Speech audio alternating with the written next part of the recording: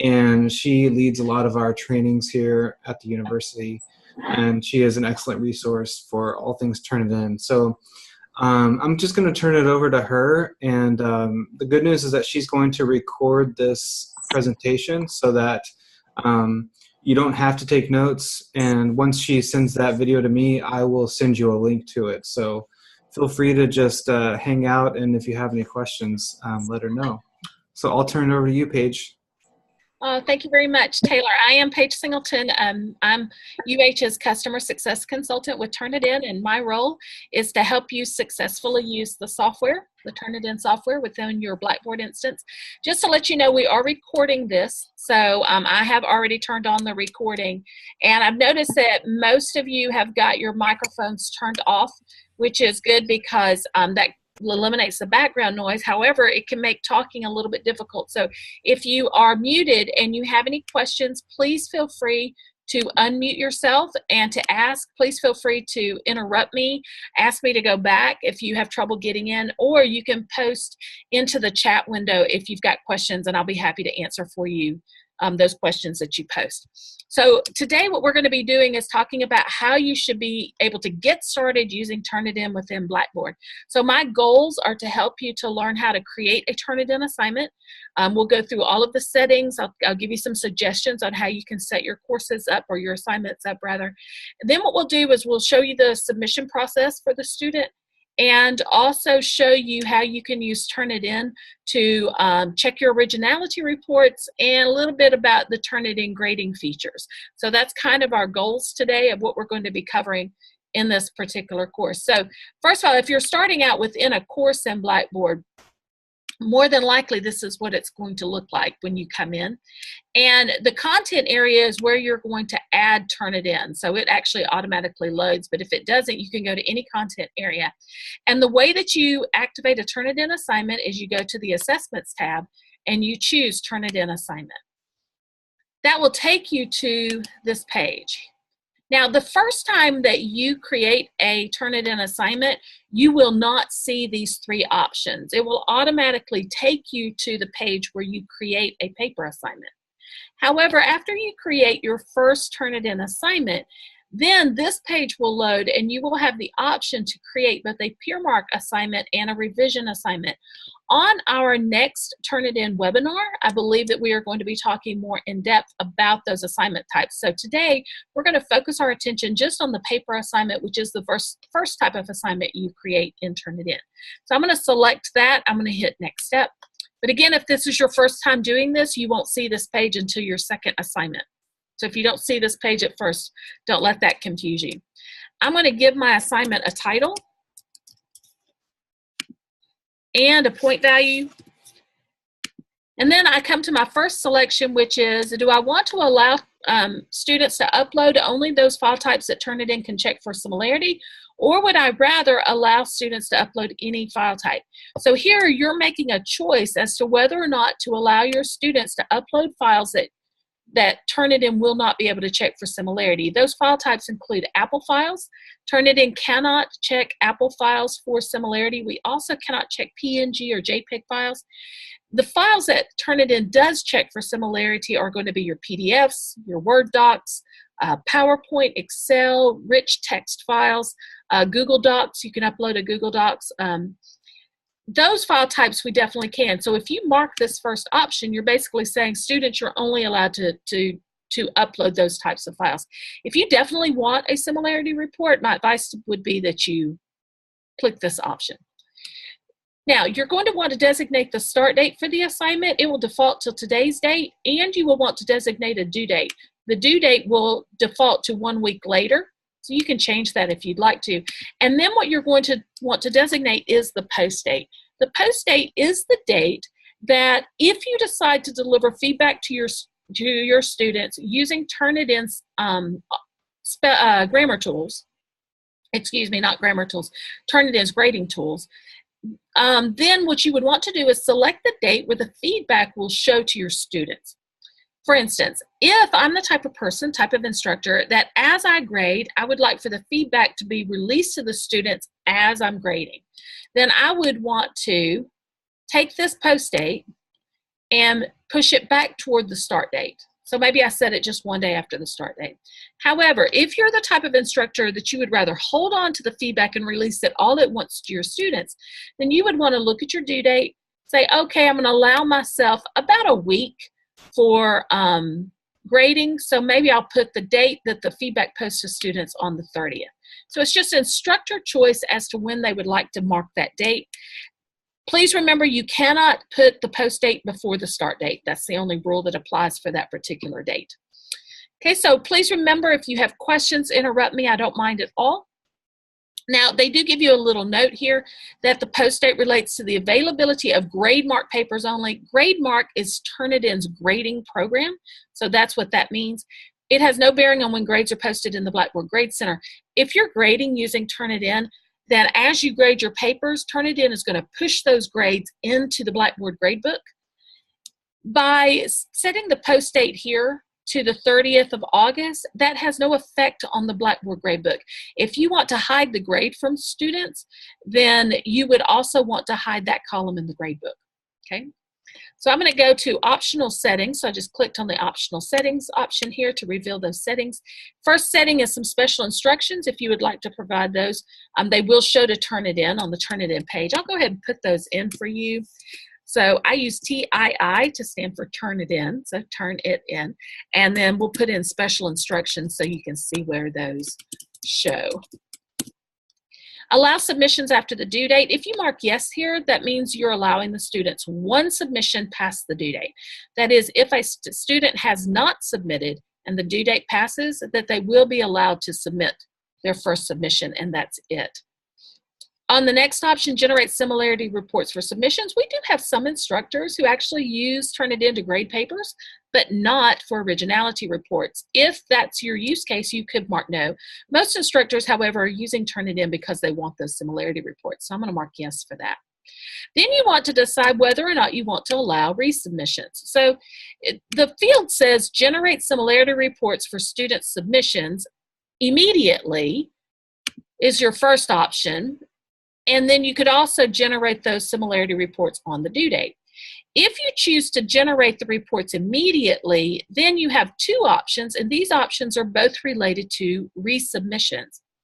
The first option, first report is final, is basically saying the student is going to upload their paper. Whatever they upload, that's it. They are not allowed to resubmit. The second option is saying the student is going to upload their paper, Turnitin is going to deliver a report score immediately, and the student then can resubmit their paper as many times as they want to until the due date, and every time they resubmit, that resubmit is an overwrite.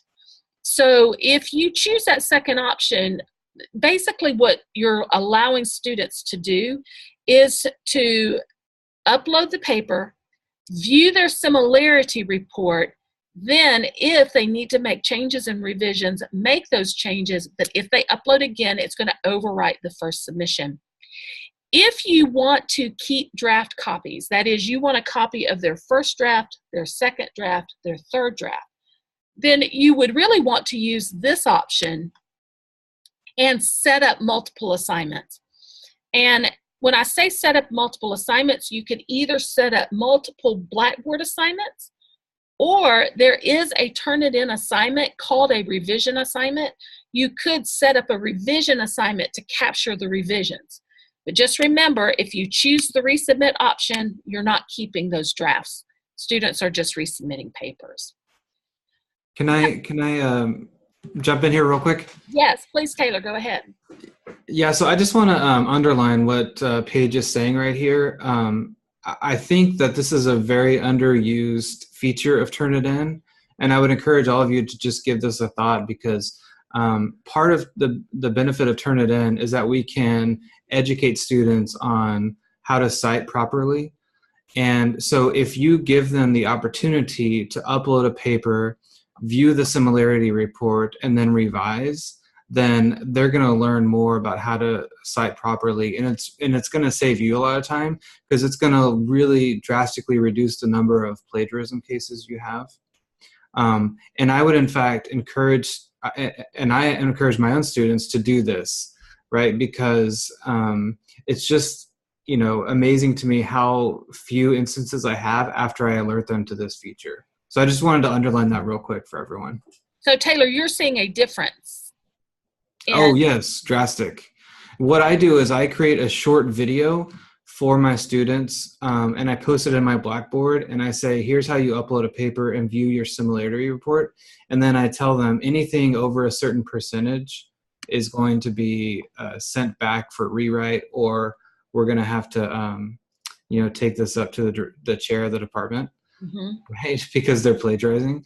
But if I give them this opportunity, then they can see, oh, this is actually plagiarism. I need to revise. And that's really what these settings are all about. So if you wanted to use this in the way that Taylor described, what I would do is I would mark allow only file types that Turnitin can check for similarity. That way you get a report. I would mark generate similarity reports for submissions. I would mark the second option to overwrite reports until the due date, unless you want to retain drafts. I can't stress that enough. If you want to retain drafts, set up a revision assignment, which we're going to talk about in our next webinar. But then there's a setting down here where it says allow students to see similarity reports. You want to definitely select yes, because you want your students to be able to see those. And down here at the bottom, there's actually this ETS E-Rater setting, which is a grammar checking technology. So if in addition to the originality check reports, if you also want to allow your students to see grammar and spelling suggestions, you can enable that grammar checking service. And then you just set these, you set the level for the handbook that they can use. And then you'll set up the dictionary that you're going to use for spell check. You'll set up the categories of ETS that you personally like. You kind of have to check it out first and decide which ones you like. I have a lot of people that like certain categories of these comments that are added to student papers. And then what happens is the students will also get automated spelling and grammar feedback that's added to their paper from the ETS service. So you've got that option as well. And if you do all of those things, then you're going to be using Turnitin for formative feedback for your students. So does anybody have any comments or questions about that? Okay, so the rest of these settings really are just about what you want out of the originality report. What do you want to match? For instance, you could tell Turnitin, you know what, the bibliography, I know that that's going to match almost at 100% anyway.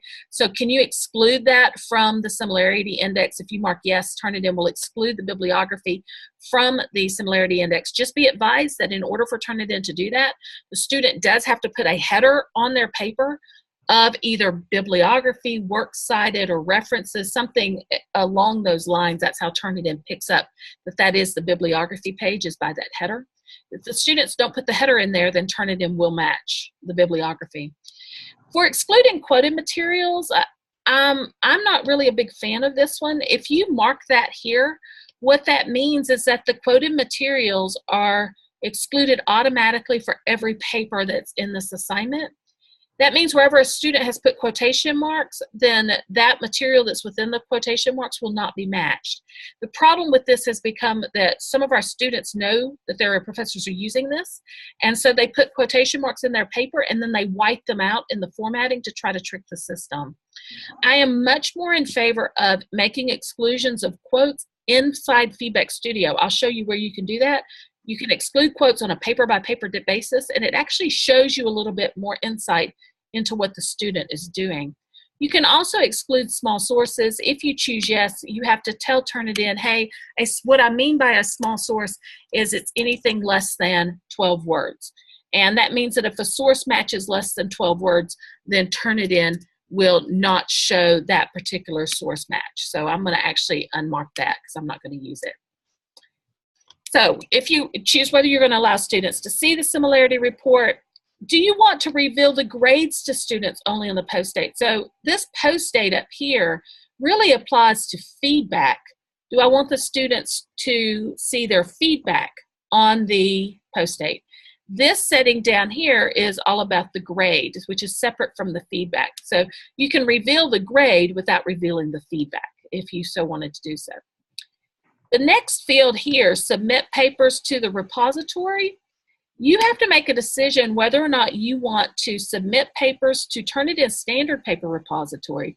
Standard paper repository right now is well over 1 billion papers.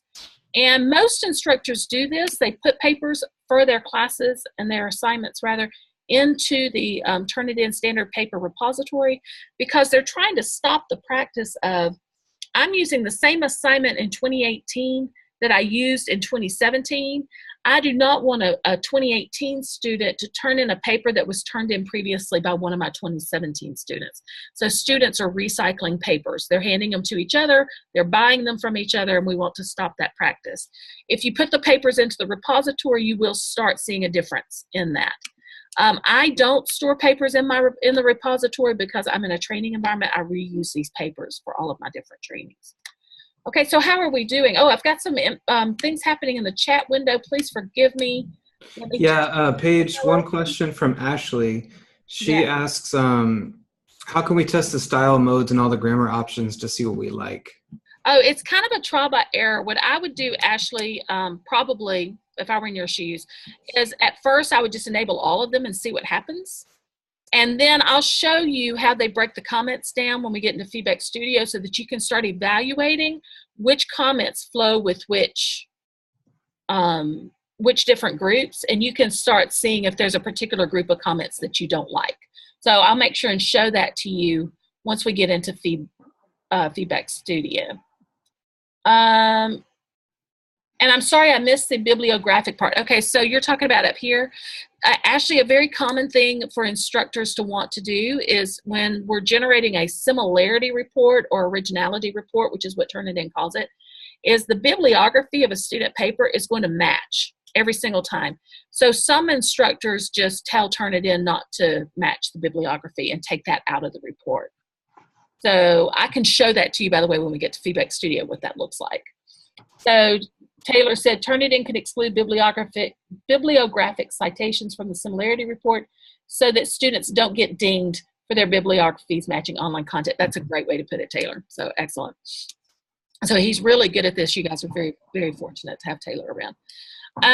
We had gotten down to here. So are there any other questions from up above before I give you this last little bit of information? You are going to want to decide which databases to search. Most people honestly search all of these. Every once in a while I'll have an instructor who says, nah, I don't search periodicals, but I don't see any reason why you would turn any of these off. If you do turn them off, tell Turnitin not to search them. Just don't unmark all three of them, because if you unmark all three of these, you do not get an originality report. So make sure they're all marked, or at least one of the three is marked. I am going to attach a rubric to this. I'm going to attach an actual writing rubric. And then by doing that, what that allows me to do is then show you how the grading features are going to work. So just to let you know that once I show you how the grading features work, if you decide you want to use Turnitin, then you can launch Rubric Manager. If you want to use Turnitin to grade your papers, that is.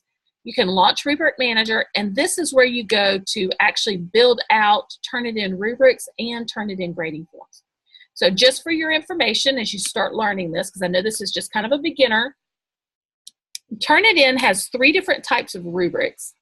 So if I hit Create a New Rubric, it automatically takes me to the basic style of rubric, which is a standard rubric, and I can start cutting and pasting into the rubric. This standard type of rubric basically allows the instructor to put scores up for each column, and then to weight each row, how much that particular criteria is going to count. Watch what happens, though, if down here in the bottom, if I switch over to the second style of rubric, what happens is the point values switch into the cells. So now I can say, well, if I click this cell, assign to the student 20 points, this cell assigned to the student 15 points, and this cell assigned to the student 10 points. So it's just a different grading strategy. Just to let you know, if you decide to use this, then you can add columns, you can add more rows, you can build huge matrices if you really wanted to build this out. However, if you start building out point values here, the way that Turnitin determines the overall value of this rubric is by adding the top value in each row, adding those together. So 20 plus 10 is 30. So right now my rubric has a total value of 30 points. Your third type of rubric here is called a qualitative rubric. It's a rubric that doesn't score at all. So I have some instructors who tell me, you know what, I really want to give them feedback, but I want to go directly into Blackboard and just assign the grade in the Blackboard gradebook. If that's what you wanted to do, you could use this rubric and you could accomplish that for yourself. Also in here, there is a grading form. The grading form is for those of you that would rather say, you know what, I just want to freely assign points. For the thesis statement, I'm going to give the student 15 points. For the introduction, I'm going to give them 10 points. If you wanted to do that, then you could use a grading form. If you're wanting to grade with it, make sure Enable Scoring is checked at the bottom. And again, you can add new criteria about hitting these plus signs. So they're pretty easy to get in here if you want some help with that. Like I said, this is kind of an intro course, so we don't go close. We don't go into the rubrics so much, how to create them. We'll do that later on. However, I'm going to go ahead and put a rubric in for you so I can at least show you how it grades, and you can decide whether or not it's something that you're interested in. Okay, so we've talked about ETS, and I'm going to show that to you on the other side on what it looks like on the student side. It says here, would you like to save these options? You can save your default options. I'm going to check all of my settings. And does anybody have any questions about how to set up your assignment before I move forward? I can always come back to this, so I'm going to submit. It says Turnitin assignment was successfully added. I'm going to click OK. That's where those instructions pop in that I told you about. That's what I typed in. I told you I would show it to you. Okay, now I've got an assignment. Now what I want to do is I want to view my inbox. So there's a couple of ways that you can go about doing this. Under Course Tools, if you go down to the bottom, there is this a selection category called Turnitin Assignments. Now again, I'm under Course Tools on the side.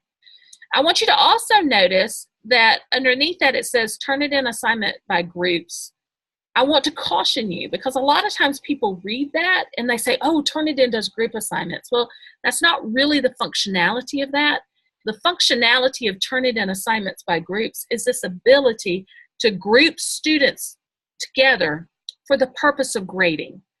Each student still has to upload their own assignment. So just keep that in mind when you're using Turnitin. Don't misunderstand the functionality of Turnitin Assignments by Groups.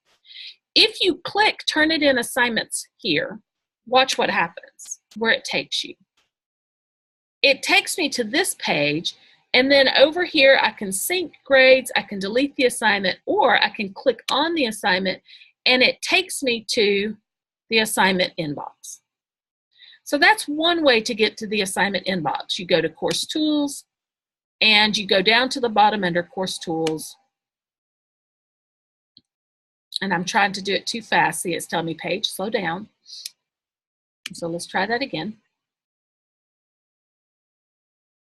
And under Course Tools, I go down to Turnitin Assignments. But here's another way, and this is the way I usually do it. I go back to Content, because it's right up at the top, and I'll click on the one that I want, and I'll click on View Complete. What it takes me to is this submission page, which is not what I want. I want the inbox. So I just changed this to multiple file upload, and there's the assignment inbox. So there's two ways that you can get to the assignment inbox. One is through the Content tab, and the other is through Course Tools down here at the bottom. You just have to pick which way makes the most sense to you to do that. And this is your assignment inbox. Notice that along the top I have this is the inbox. Edit the assignment will take me back to the tab where I can edit the fields. Class stats is going to download a CSV file with some class stats on it. Libraries is very interesting. It's going to take me to, I can go here to go to the rubric form manager. And in a minute, I'm going to show you quick marks. And there's actually a quick mark manager, so you can use that. And then you have your preferences tab. So these are your main tabs that are up there at the top. Okay, so what we're going to focus our attention on, though, is the assignment inbox. And the first thing I would like to do is submit a paper. So I'm just going to submit on behalf of a student. This will give you kind of an idea of what this looks like, this process looks like. So you have this non-enrolled student. So if you ever want to demonstrate to your class how to submit, then you can show them that this is their submission process. And this is how you can do it for yourself, just so you get an idea of what it looks like. So the students, when they go to submit, they'll be told some information. They have a little what can I submit button that they can hit, to give them information about what must be in their paper. This also gives you those file types that I was telling you that are allowed, that we can check for similarity. So if you were ever looking for a list, there it is. Then I'm going to say, well, I'm going to choose from this computer, but my other options are to choose from Dropbox and Google Drive. So students will choose where they want to pull in from, and I'm pulling in a paper off of my computer. It's going to load the paper, and then we're going to upload. With Turnitin, we are asking students to really check their papers very carefully, make sure that you are uploading the correct paper. So that's what's happening here. They do have these page buttons where they can go through their paper so that they can view it, make sure it's the correct paper, and then once they're assured that it's the correct paper, they click confirm. And then after that, I can go back to the assignment inbox, or I could submit another file. So that just gives you a little idea of what the student submission process looks like. It's fairly simple. Other things that you might want to know about this inbox is that if you check a box here, you get the option for some reports here. So I'll talk about those after we answer this question from Ashley. So Ashley is asking, is it better to submit a docx or PDF? Ashley, I don't really know that I have a preference. Sometimes I submit the docx and sometimes the PDF. One thing to be aware with PDFs is that the PDFs don't always, if a student has gotten to a PDF by taking a picture of their document, remember that will be an image PDF and it won't read. So just remember with PDFs that it has to be a PDF that has highlightable, readable text in order for Turnitin to read it. So sometimes you have trouble with PDFs, but most of the time I don't know that PDFs give you any trouble. And PDFs are the preferred method if you're going to be using Apple files. So 6 of one, half a dozen of the other, I think as the saying goes. I don't think it matters. Paige, if I could just say one thing. Yeah. Just FYI, whenever the student finally submits their Turnitin assignment, they will receive an email confirmation that their submission has been submitted successfully. So keep that in mind just in case a student comes back and says, I submitted this assignment, I know I did. The first thing that you can do is ask him or her if they have that email receipt. And that will be a good way to check. And 10 times out of 10, if they don't have the receipt, they didn't submit the assignment. So, and I think what happens to a lot of students is they upload on that first screen that Paige just showed you, and they think they're finished, right? They don't know that they have to confirm the submission. So, just keep that in mind, and maybe you could even tell your students, make sure you get an email confirmation, and that'll indicate that you've successfully submitted the assignment. So if I taught high school actually for 23 years. And if I were using this system, I would have put it in my syllabus that they have to retain that digital receipt. And that would be just to protect me for what you just said, Taylor. If a student comes back, says, oh, I submitted, then you can say, where's your receipt? That's proof of your submission. So just something for you to consider if you wanted to make that a part of your course. Okay, so any other questions? Okay, so what I was going to show you here, just a couple of things before I open up Feedback Studio that you're going to want to check out. If you select this button right here, this checkbox, that's a select all. It selects every student name in the list. Or you can select students one by one. But notice either way that when I make that selection, it gives me this reporting option. So I wanted to point this out to you because the students if you're going to use Turnitin to deliver feedback to your students, this gives you the ability to bulk download this online grading report, which will contain the student paper plus all of your feedback. So it's a very powerful thing you can do after you've graded all the papers, is to come back and get a copy of this grading report. If you're not using Turnitin to grade papers, but you would still like to have copies of the original files of the students, then you can pick either of these other two options to get those files. Turnitin is going to download a zip folder with all of the files inside the zip folder, so it's a very handy way to do that. So Ashley is asking, if they are saying they submitted but couldn't get TII to work, is there a way to show it wasn't working? The quickest way to show it wasn't working is the status. So thank you, Taylor, for putting in the status information that will let you know if Turnitin is down. If they're still having trouble, Taylor, what would you like for students to do if they're still having trouble but we're listed as up? Do you have a... Yeah, we have a student help desk that's basically an online form that the student can fill out. And if they're having any issues and that are Blackboard related, especially if it comes to tests or assessments, including Turnitin, go ahead and have them submit a ticket, because then we can track that. And if we need to do some work on the back end on our server side, then we can do that. But if they're just going through you, it's hard for us to keep track of that case. And I'll post a link to that in the chat in just a second. Thank you, Taylor, because that's really an important question of what do you do. I just reloaded my page so that you could see the similarity index has come through. And I did want to show you, once you start using Turnitin, especially if you're using Turnitin for grading papers, make sure that you check out the online grading report. This is where you can go in and grab data on E-Rater, on rubrics, and quick marks. So that's a pretty important little thing for you to try out. Also, this roster sync, if you're using Turnitin for the very first time, sometimes the rosters start to sync the first time the student submits.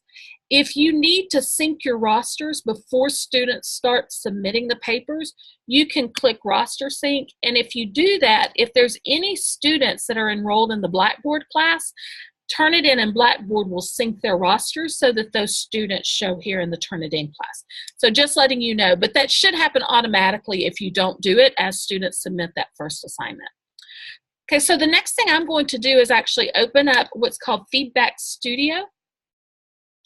Feedback Studio is Turnitin's online grading and originality report software. And basically what it allows you to do is three things. The first thing you can do in Feedback Studio is you can grade papers. We're going to use these blue buttons here in the upper right-hand corner to grade papers. Secondly, Turnitin will allow you to view and manage the originality report. That's going to be this red set of buttons. And thirdly, Turnitin is going to allow you to manage ETS E-Rater comments. So I'm going to start with ETS E-Rater. So I clicked on ETS E-Rater to load the comments. So notice that they're loading. When they load, this right here will tell you that for the grammar, there's 5 sections. Remember I showed you that. Grammar, mechanics, style, usage, and spelling. And earlier we had somebody said, well, how will I know which one is which? Well, then underneath each of these, it's telling you what type of comments go with each one. So I've got 1 grammar comment. I've got 2 mechanics comments. And then when I start looking at style, these are the 5 types of style comments that you could get. They're not currently turned on. So if I check this, remember I didn't mark everything when I turned it on. Then it's going to add those style elements. Here's one that's a style element. It's a passive voice element. So then you can start going through papers and looking at the type of comments E-Rater is leaving on them and decide, do you like all the categories, some of the categories, none of the categories? You kind of have to decide that for yourself. Where it says View Handbook, if you click View Handbook, and the students can do this as well, it takes you to the ETS Handbook. And in the ETS Handbook, whichever level you selected for them, that's what's going to automatically show. The levels are in the upper right-hand corner. You can, however, change the level. So I can go to English language learners, make the level simpler. And as a student, I can do that as well, because remember, these comments are going to automatically show to students immediately when they view their paper in Feedback Studio. So I'm going to go back to Feedback Studio. I want you to notice what I'm doing. If I look up here, the first tab is Blackboard. The second tab is the handbook. And so I'm looking, where did Feedback Studio go? Well, oftentimes Feedback Studio will open on a pop-up window. So I'm going to go to Chrome and I'm going to find it. And sure enough, it's in a pop-up window. So keep that in mind if you ever feel like you've lost Feedback Studio if you can't find it. So questions about ETS E-Rater, does that, especially, I think Ashley, it might have been you that asked the questions on ETS E-Rater.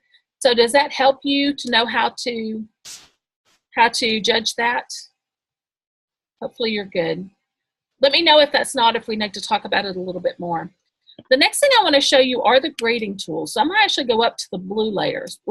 So to turn off the purple layer, I'm going to click on the purple layer button and see how it's black now, and all those comments, those ETS comments, were removed. So that's how you turn a layer off. See how the blue layer right here has a black layer button at the top right now? That layer is off. So I'm going to turn it on. There's nothing in there though right now because I haven't started grading the paper. So the blue layer has 3 buttons. You have the quick mark button. This right here is a feedback summary button, and this is a rubric. I'm going to start with quick marks. Most instructors, if they are going to use Turnitin to grade their papers, it is going to be because of quick marks.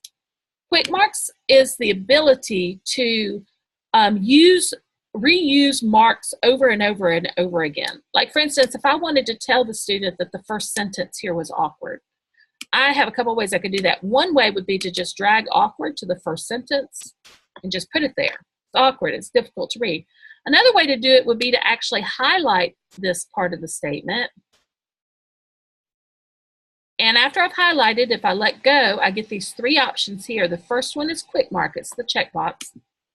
And then I can tell them, oh, that's awkward. If I do it the second way, if I highlight it, then that highlighting will show, and then I can change the color if I want to of the highlight. So I have some instructors who will actually color code. Another thing you can do if you highlight is you can highlight and you can strike through, or you can write a note to your student. So if I just click in here and I've got this little text button, I can say, oh, please delete, so I can write notes on the paper. That's another way that you can do this. Lots of different ways that you can mark up the paper.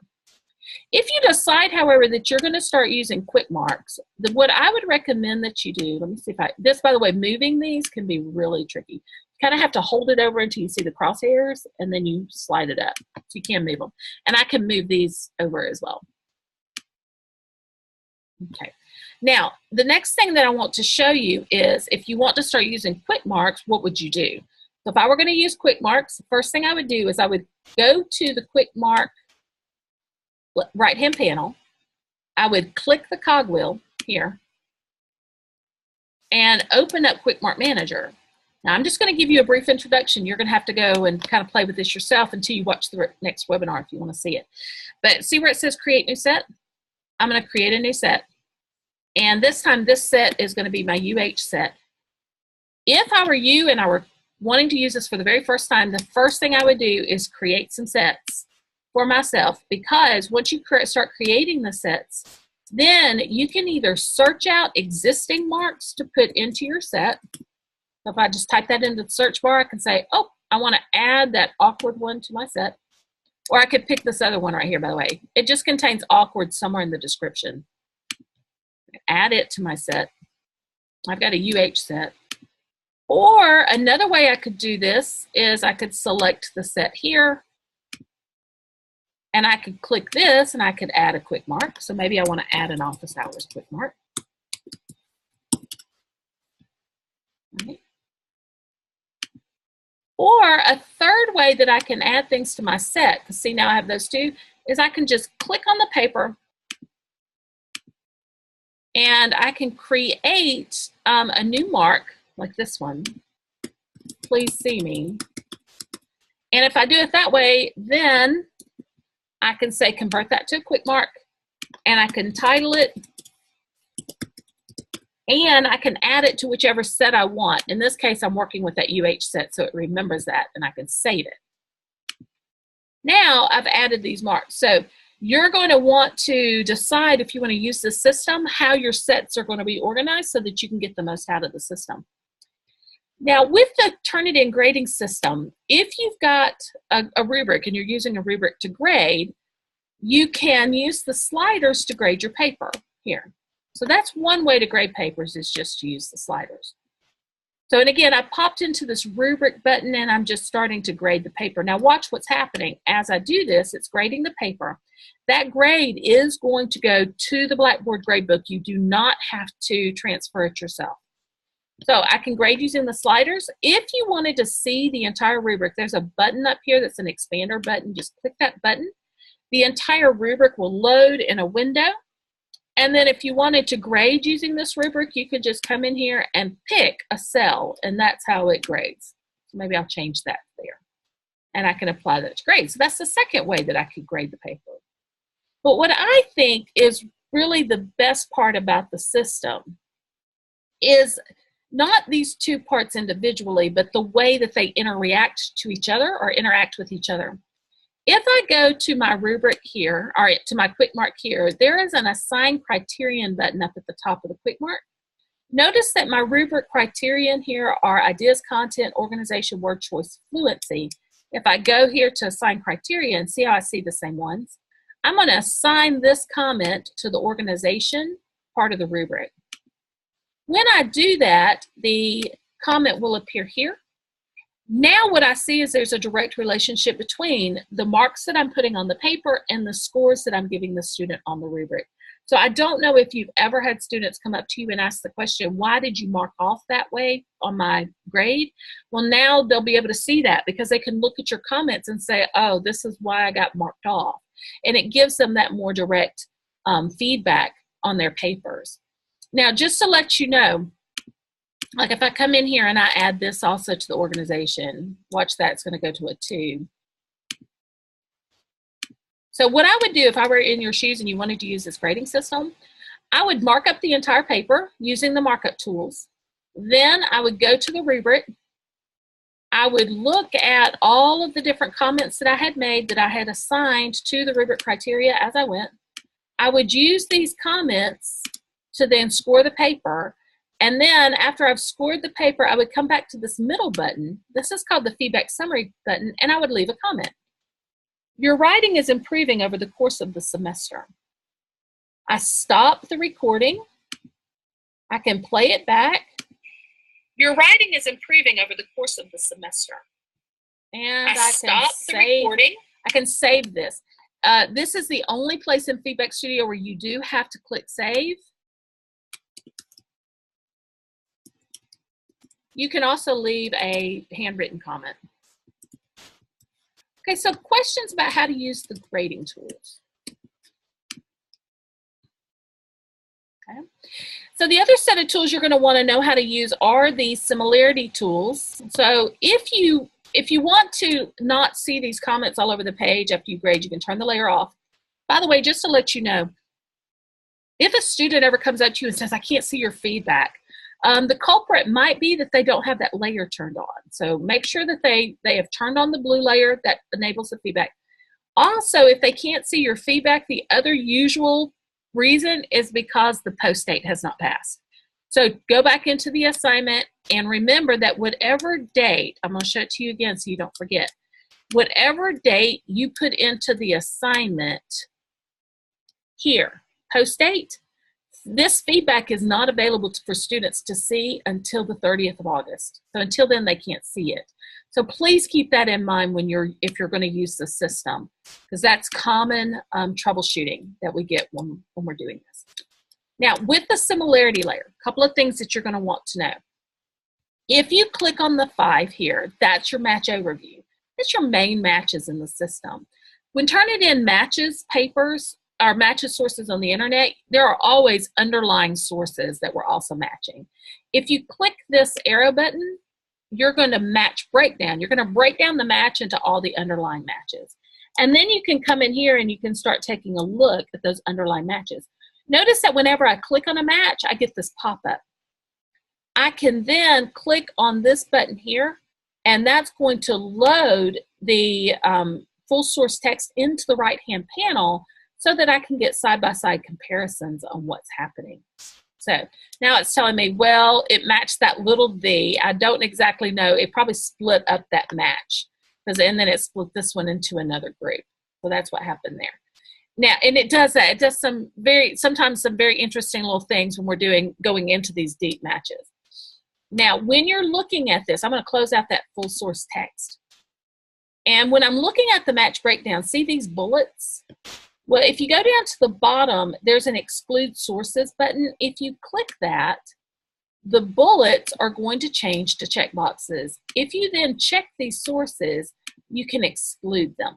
So the reason I show that to you is because if you ever come into this and you have a student paper that's matching very high, if there's just one source that's causing that really high match, and you recognize that that source is really, maybe it was just some anomaly that happened and you need to exclude it, you can always check the source off and exclude it, and then you can see what's happening underneath once that source is taken out. So it's a very powerful little tool to be able to exclude sources.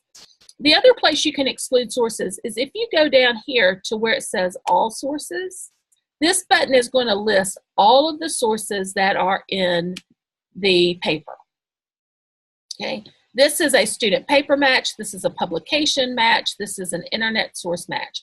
I also get these in a bulleted list, which means that I can exclude any one of these. So I could come in here to exclude sources and I can say, really, let's take these out. If you exclude sources, then what you would want to do next, oh, I've got some more chat message. I'm sorry, it's not, make sure that we don't have anything else. Okay. And I'll answer your questions in a minute. I'm sorry I missed those. Sometimes you have to interrupt me and make me see it. But if you exclude sources and you want them back, you can go to this little stop sign. That will reveal all of the excluded sources in here, and then you can restore them all. Okay, so before we go any further, let's take a look at the question that was asked. Oh, okay, so I'm so sorry I didn't answer this if these were grading. So the first question was, can we override the grade? The answer is yes, you can override the grade. So if you don't like the grade that's assigned up here, you can override it. Just make sure that if you do that, see how there's a blue box surrounding that? Click out here before you go on to the next student. And this is a good time to tell you, you can move on to the next student. These arrows will take you to the next student, or you can drop this down and you can select the students from a drop down. And then the other question is, you mean from the rubric? Yes, you can. Oh, Taylor, you answered the question. So that's great. Thank you so much for answering that. Okay, so I'm going to go back here. And so this is the match overview. Remember that we told you. Click the arrows here to get to the breakdown. This is all sources. This is excluded sources that you can put back in. This button right here, the filter button, this is where you can go in and exclude quotes and the bibliography. Notice that the bibliography is already checked. That's because I excluded it when I was setting up the assignment. I can unmark it here and put it back in. Notice that the bibliography was accounted for a 2% change. So that's one thing that I can do. Another thing, watch what happens. If I come here and I exclude quotes, and remember, I told you that I really like to exclude quotes on a paper-by-paper basis. If I exclude the quotes here and apply the change, watch what happens. It goes down to 3%. And now what does that tell me? Well, that tells me that of the source matches, 4% of them were in quotes. So that's a pretty good thing to know. So that's a way that you can use that to help you analyze the report. I'm going to go ahead and put that back in. So do y'all have any questions then about how you can use these red buttons to manage the similarity reports? Okay, and what I'm going to do last, I want to show you just a couple of other things you're going to want to know out of the system. Here, this button is a download button where you can download reports. Just be advised that when you are downloading this current view report, which is the main report in the system, what you want to do is you want to select what you want to see. So if I select this blue button, that means that on the report, I want all of my feedback. If I select the red button, that means that I want the originality report. If I further select a specific piece of the originality report, like that one, then this is what's going to show up in the report. I'm going to select the match overview because that's what I want in the report, but you can kind of delineate the report. I'm also going to tell the report I want to put in my ETSE rater comments. Now, all of that being said, now that I've turned all that on, if I download the current view report, the current view report is going to be a PDF, and at the bottom of the title page of the PDF, there's going to be submission data.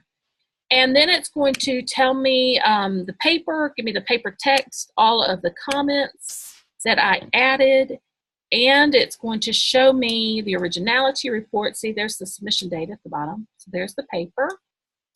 Then it's going to give me the originality report. So there's the originality report. There is the grade, the comment that I wrote. It tells the students that, oh, there is a voice comment. Then it gives me the quick marks that I saw, if they were attached to a rubric, what they said, and all the ETS comments. I love it that it's broken down by pages, so it's pretty easy for the students to read. And then it gives the rubric. And the best part about this report is that the students can download the report themselves. So if you want the student to have this report, you do not have to download it for them. They can actually do that on their own. So I'm going to go back to Chrome, and I'm going to go back to Feedback Studio. So are there any questions then about that report, the current view report, which is the main one that you're going to be probably interested in? And you can also, here, if you click here, you can get submission data. We do have an app that you can use to grade papers. So if you ever wanted to try out the app, this will give you a unique link. You can get a unique link and set up your app. That might be something you consider doing later down the road. Ashley asks, is there a way to require students to submit through TII and download the report themselves? Well, they're going to submit through Blackboard is how they're going to submit. I think that's what you mean, though. And you could tell them as part of your course requirements that they download the report themselves. So absolutely. So because they can come into Feedback Studio and download that report. Does that answer your question, Ashley? Well, one thing also, Ashley, is, and maybe Paige can show you this in a second, one of the nice things about Turnitin is it does show you if a student has viewed your feedback. There's a little check mark next to their name in the inbox. Yep. It's right At response. Yes, it's right here, this one. Yeah, so if they've gone in there and looked at your feedback, there will be a little profile icon with a check mark by it. It doesn't tell you how long they spent there or if they actually read it, but at least you know they went into Feedback Studio. Mm-hmm. And I'd probably make it a requirement for them to download the report because they're more apt to read it if they're required to download it. But I don't know how you would require it. So that's a good question. You have to think about it. Let me know if you come up with a good strategy for that. I'm always looking for really good strategies for people. And that is one of the biggest things that I face with, and that I think most instructors face with any kind of feedback, not just with Turnitin, but is how to get your students to view it, because you put a lot of work into doing the feedback. You want them to look at it so they can improve. How to make sure that they do that is always a challenge. The only thing that I think has really moved the needle for me is to give them a short tutorial video on how to get to it. That's really helpful. And then B, to go into Turnitin about a week after I've released the feedback, look at who has viewed it and who has not, and email those students who haven't viewed it and say, hey, I know she didn't read my feedback. It's really hard to improve in the class if you haven't looked at it, so you should. That's very powerful, actually, because then they know that there's something that's, and they don't have to know how long they have to be in there or what you're seeing. So I'm not sure I'd give that information away to them. Okay, any other thoughts? Along those lines, is there a TI webinar for student view we can recommend as instructors? Then we know it's all students getting the same version. Is there a tutorial that already exists that we can refer them to? I do have a generic student video. So I have created one for my own students that I'm happy to share with you. I'll put the link in the chat really quick. I have to find it. It's on YouTube, but I can put that in the chat. Thank you, Taylor. Mm-hmm. Anything else, anybody? Two things I want to show you that are new. Oh, Ashley's got one more last thing. I've got one last thing too, Ashley, so we both have one last thing. Actually, I've got two last things. They're very quick. But we'll take yours first. I'll tell you what, I'll do mine. Oh, wait a minute. Is there a way to set it to, oh, I know, I wish I could do that. Okay, so Ashley, that's one of my top requests is, gosh, could Turnitin please grade APA style, but no, we don't. Unfortunately, we don't grade citations. But I think that's a great feature request because I get it all the time. By the way, if you want to submit a feature request to Turnitin, oh no, let's see if I can get my screen back. Oh, there it goes. If you want to submit a feature request to Turnitin, you email TII support@turnitin.com. I'm putting this in the chat window. And you put feedback in the subject line. And I promise you that the feedback coming from you guys is more powerful than when it comes from me. Because they'll just look at me and go, Paige, how do you know that? If it comes from you, then they know it's coming directly from somebody. Along those lines, is there anything in the works to add like freehand annotation? You know, I don't know, but I get that all the time too. So I haven't heard of anything. Okay. But I do know we're rebuilding our platform. Okay. So it's very possible, I would say, they want to rebuild it in such a way so that they can do things like that. And then what is that high resolution toggle in the bottom? That's what I was about to tell you. Okay, so that's one of my two other things are these two down here. High resolution toggle is a new feature. It was designed because we had instructors telling us that the load time for loading papers was too slow, getting things into Feedback Studio. So if you're noticing that it's taking a long time for papers to load, if you'll toggle that high resolution to off, it should speed up the system. And you can see it when I go to on, you can see the resolution improve. I don't think it improves enough to warrant keeping it on high resolution. I wouldn't. So it's just supposed to be the way that the screen looks. I don't see hardly any difference. The text only report is another thing that they've recently changed. This is what it looks like.